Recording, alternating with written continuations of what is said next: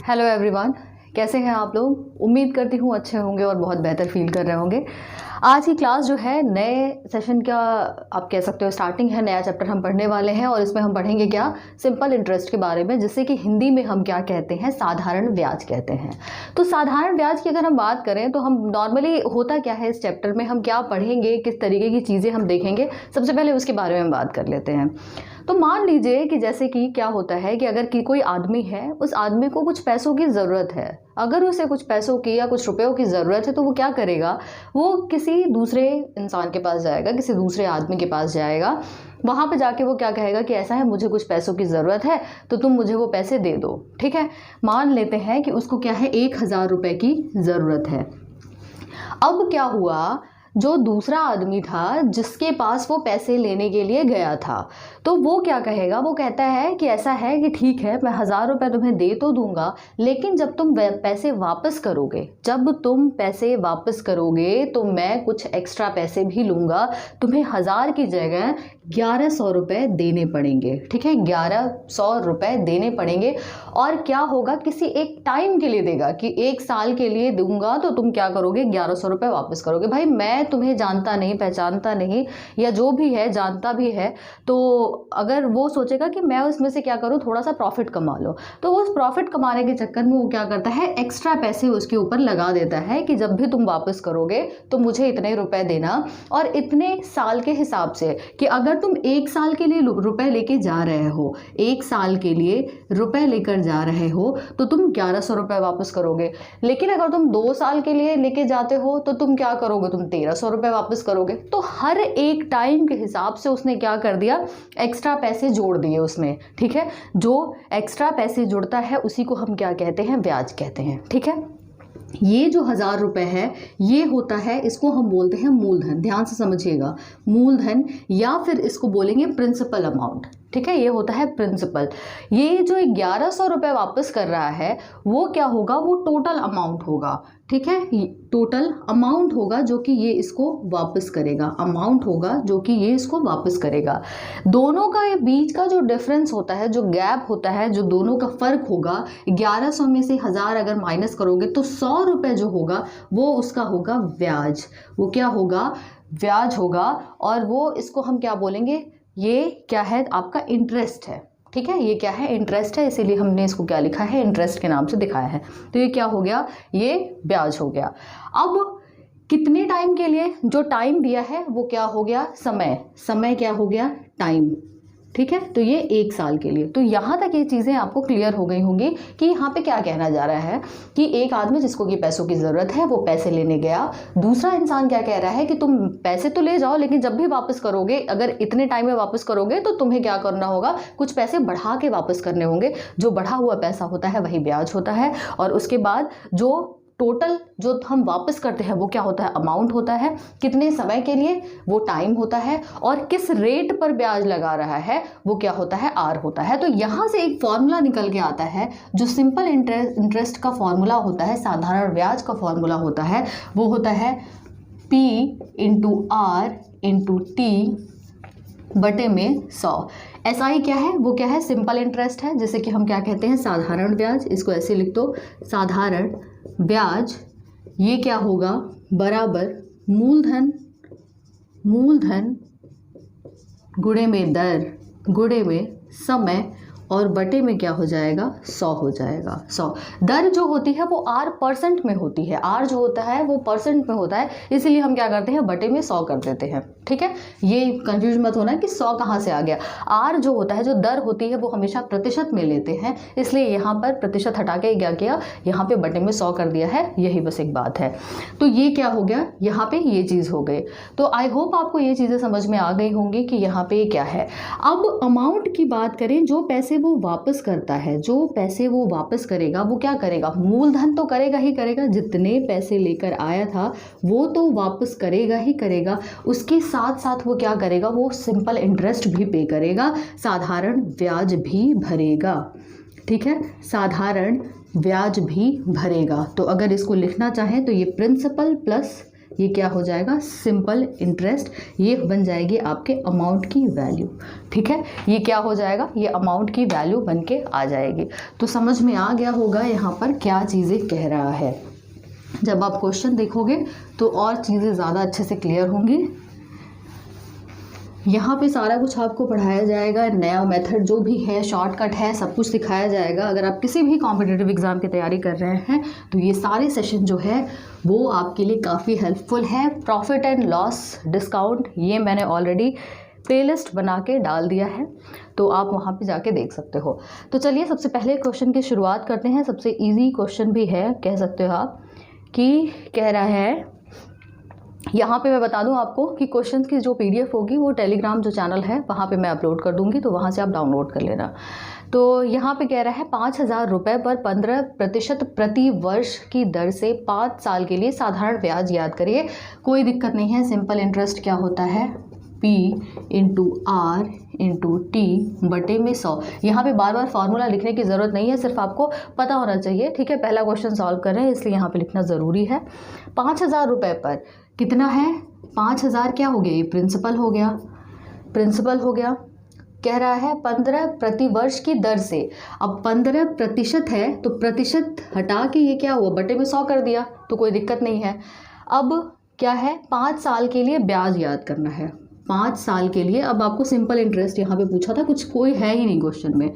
ये क्या हो गया, ये यहाँ पे ये 0 कटेगा, ये यहाँ पे है, तो ये क्या हो जाएगा 50 और 15 बचे 75, तो ये क्या हो जाएगा 3750। ये क्या होगा 3,750 रुपये क्या होगा, इसका ब्याज पड़ जाएगा। ये समझ लो 5 साल में 5,000 रुपये ले रहा है, 5 साल में उसका ब्याज क्या हो जाएगा 3750 हो जाएगा। ठीक है, 3700 क्या हो जाएगा 50 हो जाएगा। अगला क्वेश्चन देखिए, अगला क्वेश्चन, छोटे छोटे क्वेश्चंस हैं, 2-3 क्वेश्चन काफ़ी छोटे हैं लेकिन कराना ज़रूरी है। कितने वर्षों में 500 की राशि 625 रुपये हो जाएगी यदि ब्याज की दर 5% है। अब इसमें देखिए कि 500 की राशि कितनी हो रही है, 625 हो रही है, यानी कि प्रिंसिपल क्या है, ये है 500 रुपये और वापस कितना कर रहा है, वापस कर रहा है 625 रुपये, 625 रुपये। अब एक बात बताइए, दोनों का गैप जो होता है, दोनों का जो डिफरेंस होता है वही तो सिंपल इंटरेस्ट होता है। और यहाँ पे क्या कह रहा है, 5% ब्याज की दर से क्या है, टाइम यहाँ पे पूछ रहा है। ठीक है, टाइम यहाँ पर पूछ रहा है, तो यहाँ पर जो सिंपल इंटरेस्ट होगा दोनों को माइनस कर दोगे तो सिंपल इंटरेस्ट क्या निकल के आएगा भाई, 125 आ जाएगा। तो 125 बराबर प्रिंसिपल कितना है 500 है, रेट दिया है 5% और समय और बटे में क्या हो जाएगा ये 100। तो यहाँ से आप 0 से 0 काट लो, 0 से 0 कट गया, 5 × 5 = 25 और 25 × 5 = 125, यानी कि टाइम जो होगा वो क्या होगा 5 साल आ जाएगा। ठीक है, 5 ईयर्स जो होगा ये टाइम आएगा। तो यही चीज़ यहाँ पे पूछी गई थी। ठीक है, यहाँ तक कोई दिक्कत नहीं होनी चाहिए, बिल्कुल सीधा सीधा सा सवाल था, बहुत ही ईजी क्वेश्चन था। अगला सवाल देखिए, धीरे धीरे लेवल बढ़ता जाएगा लेकिन चीज़ों को, हर एक चीज़ को देखना ज़रूरी है, चाहे हम कम क्वेश्चन करें लेकिन चीज़ें सारी कवर करनी है। तीसरा क्वेश्चन, यदि 425 रुपए की राशि है, 3 साल में 476 रुपये हो जाती है तो ब्याज की दर बताइए। तो यहाँ पर भी देखिए सेम चीज़ आपको करनी है कि यहाँ पर 425 रुपये है और 425 रुपये 476 रुपये में कन्वर्ट हो रहा है, तो यहाँ पर सिंपल इंटरेस्ट जो होगा वो क्या होगा, दोनों को माइनस कर दोगे। दोनों को जब माइनस करोगे क्या है आपका, यहाँ पे है 476 माइनस 425, 476 माइनस 425, ये क्या हो जाएगा, यहाँ पर आ जाएगा 51। तो सिंपल इंटरेस्ट क्या आ गया, 51 रुपये आ गया। तो 51 बराबर क्या हो जाएगा, प्रिंसिपल कितना है 425 है। ठीक है, 425 ये तो अमाउंट हो गया, ये तो प्रिंसिपल हो गया। तो 425, रेट कितना है, या रेट पूछ रहा है शायद यहाँ पर ब्याज की दर पूछ रहा है 3 साल, R प्रतिशत 3 साल बटे में क्या हो जाएगा यहाँ पर 100। ठीक है, बटे में 100। तो अब यहाँ पे 3 से काटो, 3 एकम 3 सते 21, फिर 17 से जब काटोगे तो 17 दूना 34 और ये 5 और 25 और ये 4 बार में, यानी कि R की जो वैल्यू होगी वो क्या आ जाएगी 4% आ जाएगी। ठीक है। आर की जो वैल्यू होगी, जो रेट आएगा, रेट ऑफ इंटरेस्ट आएगा, वो कितना हो जाएगा, 4% हो जाएगा। कुछ भी नहीं है, सीधा सीधा सा क्वेश्चन है। और बस क्या करना है, आपको फॉर्मूला लगाना है और ये याद रखना है कि सिंपल इंटरेस्ट क्या होता है, सिंपल इंटरेस्ट जो होता है ए माइनस पी होता है। ठीक है, जो अमाउंट होता है माइनस प्रिंसिपल होता है। नेक्स्ट क्वेश्चन देखिए क्या कह रहा है, किसी राशि के साधारण ब्याज के कितने प्रतिशत की दर से 10 वर्षों में राशि स्वयं से दोगुनी हो जाएगी।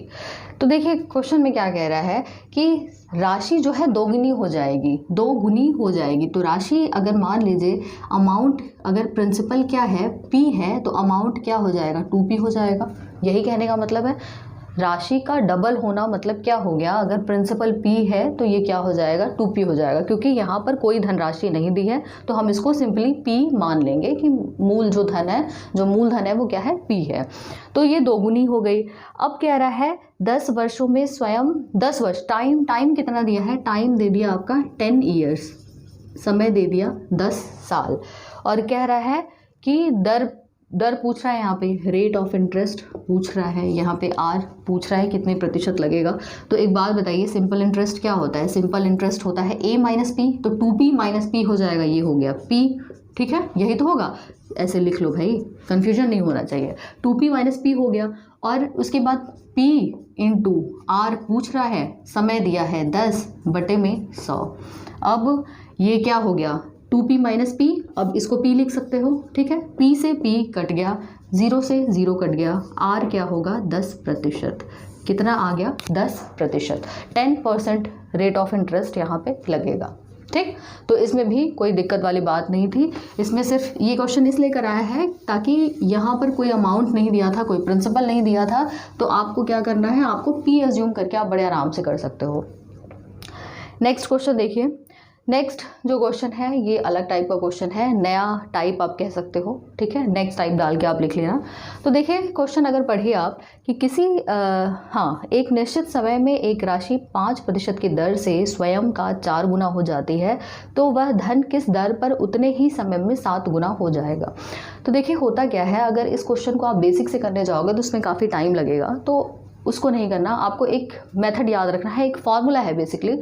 फार्मूला क्या है कि n1 माइनस 1 बटे में n2 minus 1 is equal to r1, या r1 रेट ऑफ, ऐसे कर लो, r1 t1 बटे में r2 t2।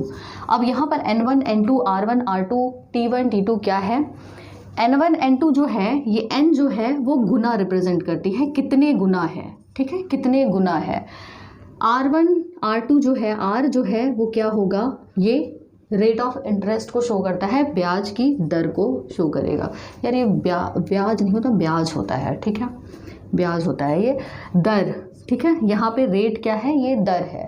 अब टाइम जो है इसको क्या कहते हैं, समय। ठीक है, समय है। अब इस चीज़ को, इसी फॉर्मूले को लगा के आप बहुत आराम से क्वेश्चन को कर ले जाओगे। अब क्वेश्चन में देखो क्या क्या दिया है। क्वेश्चन में दिया है निश्चित समय में, समय निश्चित है। ठीक है, 5% की दर से 4 गुना हो जाती है, 4 गुना हो जाती है, तो 4 गुना n1, 4 गुना -1 बटे में। अब यहाँ पर r कितना है, 5 दिया है। ठीक है, t1, कोई दिक्कत यहाँ तक। कह रहा है वह धन किस दर पर उतने ही समय में 7 गुना हो जाएगा, 7 गुना हो जाएगा उतने ही समय में, समय सेम है और कितने दर पर, R2 पूछ रहा है। समय सेम है इसलिए समय क्या होगा, समय से समय कट गया, तो R यहाँ पे पूछ रहा है, R2 पूछ रहा है यहाँ पे, तो 3/6 बराबर 5/में R2। तो ये 2 बार में, यानी रेट ऑफ इंटरेस्ट जो 10 आएगा, 10% आएगा, वो क्या होगा, इतने समय में वो क्या होगी, वो धनराशि 7 गुना हो जाएगी। ठीक है, किस रेट पर, 10% पे। ठीक, तो कोई दिक्कत नहीं हुई होगी इस क्वेश्चन में। देख लीजिए आपके सामने 2-3 लाइन का क्वेश्चन है, अगर आपको ये फॉर्मूला पता है तो। ठीक है, और टाइम भी आप देख सकते हो, बहुत कम टाइम लगा है। अगला क्वेश्चन देखिए, चीज़ और आपको क्लियर हो जाएगी, आपको समझ में आएगा। 5वां क्वेश्चन हो गया। ठीक है, और अब ये 6वां क्वेश्चन देखिए। अगला क्वेश्चन जो है ये भी इसी टाइप का क्वेश्चन है। देखिए ज़रा, कुछ पैसे निश्चित दर पर 4 साल में अपने आप दोगुने हो जाते हैं। ठीक है, 4 साल में अपने आप 2 गुने हो जाते हैं। 2 गुने हो जाते हैं कितने साल में? 4 साल में। कोई दिक्कत यहाँ तक? कुछ नहीं करना है, जो दिया था वही लिख दिया। अब यहाँ पर कह रहा है कितने समय में समान राशि समान दर से स्वयं का 8 गुना हो जाएगी। स्वयं का 8 गुना हो जाएगी समान दर से, यानी कि रेट टू रेट कैंसिल। और कितने समय में? T2 यहाँ पर पूछ रहा है। कुछ भी नहीं करना था, सब कुछ दिया हुआ है आपके सामने, क्वेश्चन आपके सामने दिया हुआ है, आंसर भी आपको बहुत अच्छे से पता चल जाएगा। 1/7 इज इक्वल टू 4 ये क्या हो जाएगा? T2। इतना ही है। अब ये T2 जो होगा 28 ईयर्स, ठीक है, ये कितना हो जाएगा? 28 ईयर्स, 28 साल में ये चीज़ें होंगे। तो ये भी क्वेश्चन बहुत ही इजी क्वेश्चन था, आपको समझ में आ गया होगा बहुत अच्छे से। अगला सवाल अगर हम देखें, अगला सवाल, अब इस टाइप के क्वेश्चन आई होप आपको समझ में आ जाएंगे कि देखिए गुना जितना भी होगा वो इधर आप लिखोगे, दोनों में से कोई एक चीज़ कॉमन होगी। कॉमन मतलब कि या तो समय सेम होगा या तो क्या होगा, दर सेम होगी। तो अगर जो भी सेम होगा वो ऊपर नीचे कट जाएगा, बाकी वैल्यूज़ आपके पास दी हुई हैं, आप उसको आराम से वहाँ पर पुट करके आंसर निकाल सकते हैं। अगला सवाल देखिए, इसको नेक्स्ट टाइप आप कर सकते हो, टाइप नंबर 3, ठीक है। ये चीज़ें आप देखते जाना और नोट करते जाना। तो अगला सवाल अगर आप देखिए तो इस टाइप के क्वेश्चन भी बड़े फेमस हैं, बहुत पूछे जाते हैं, भर भर के पूछे जाते हैं क्वेश्चंस। क्वेश्चन में कह रहा है एक राशि साधारण ब्याज के निश्चित R% पर, निश्चित दर कर लीजिएगा यहाँ पे, R% पर 3 साल में 850 रुपये और 4 साल में 400 रुपये हो जाता है, ठीक है। 3 साल में 850 और 4 साल में, क्वेश्चन में कुछ गड़बड़ है यहाँ पर, क्वेश्चन में थोड़ी सी प्रॉब्लम है। क्वेश्चन आप एडिट कर लेना, क्योंकि अगर 3 साल में 850 रुपये हो रहे हैं तो 4 साल में 400 रुपये तो नहीं होंगे। 1 मिनट, 900 रुपये हो रहे हैं यहाँ पे, ठीक है। इस चीज़ को आप याद रखना, 900 रुपये हो रहे हैं। तो राशि ज्ञात कीजिए। देखिए सबसे पहली चीज़ यहाँ पर क्या है कि 3 साल में 850 रुपये हो रहे हैं। 3 साल में, ईयर्स में कितने हो रहे हैं? 850 रुपये हो रहे हैं। और कह रहा है 4 साल में 900 रुपये हो रहे हैं, ठीक है। तो 1 साल का गैप आ रहा है, इन दोनों के बीच में कितना है? 1 साल का है। तो 1 साल में इन दोनों का फ़र्क कितना आ रहा है? 50 रुपये आ रहा है, 50 रुपये आ रहा है। तो इन दोनों का जो डिफरेंस होगा वही तो क्या होगा? Simple interest. यानी कि 1 साल का क्या है? Simple interest. सिंपल इंटरेस्ट 1 साल का कितना है? निकला है 50 रुपये निकला है। ये बात यहाँ तक क्लियर हो गई होगी। देखिए फिर से समझिए, 3 साल में इतने रुपये हैं, 4 साल में इतने रुपये हैं, तो दोनों का डिफरेंस निकालो तो 1 साल में रुपयों का फ़र्क कितना आ रहा है? 50 रुपये का फ़र्क आ रहा है। और यही 50 रुपये जो होगा वो उस 1 साल का क्या होगा? सिंपल इंटरेस्ट होगा, ठीक। सिंपल इंटरेस्ट हमने 1 साल का निकाल दिया। यहाँ पे क्वेश्चन में पूछा है राशि ज्ञात कीजिए। तो राशि ज्ञात करने के लिए देखिए आपके पास क्या है, राशि आप कैसे निकाल सकते हैं? आपके पास एक फॉर्मूला है, आपको अच्छे से पता है कि सिंपल इंटरेस्ट जो होता है वो होता है P × R × T बटे में 100। अगर आपको सिंपल इंटरेस्ट पता चल जाए, रेट पता चल जाए, टाइम पता चल जाए, और तो आप क्या कर सकते हो? P निकाल सकते हो। P क्या है? वही राशि है। तो अब एक बात बताइए, यहाँ पर 1 साल का सिंपल इंटरेस्ट 50 रुपये दिया है, ठीक है, हमने लिख दिया। प्रिंसिपल हमें निकालना है, ठीक है। और रेट कुछ दिया हुआ है यहाँ पर, यहाँ पर रेट जो है क्वेश्चन में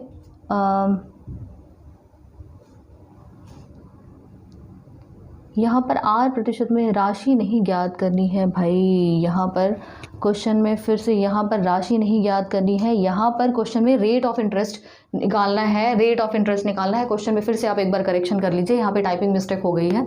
रेट ऑफ इंटरेस्ट यहाँ पे निकालना है, ठीक है। रेट ऑफ इंटरेस्ट निकालना है यहाँ पर। तो समय जो है, अब हमें क्या करेंगे, आप P निकालो, आप T निकालो, P निकालो और T निकाल दो, तो रेट ऑफ इंटरेस्ट आपके पास पता चल जाएगा। अब 1 साल का सिंपल इंटरेस्ट ये है, तो तो प्रिंसिपल सबसे पहले पता करना होगा। तो प्रिंसिपल निकालने के लिए आप क्या करोगे, ये देखिए 3 साल में इतना रुपए है, ठीक है, ध्यान से सुनिएगा। 3 साल में इतना है, तो 1 साल का सिंपल इंटरेस्ट इतना है, तो 3 साल का सिंपल इंटरेस्ट क्या हो जाएगा?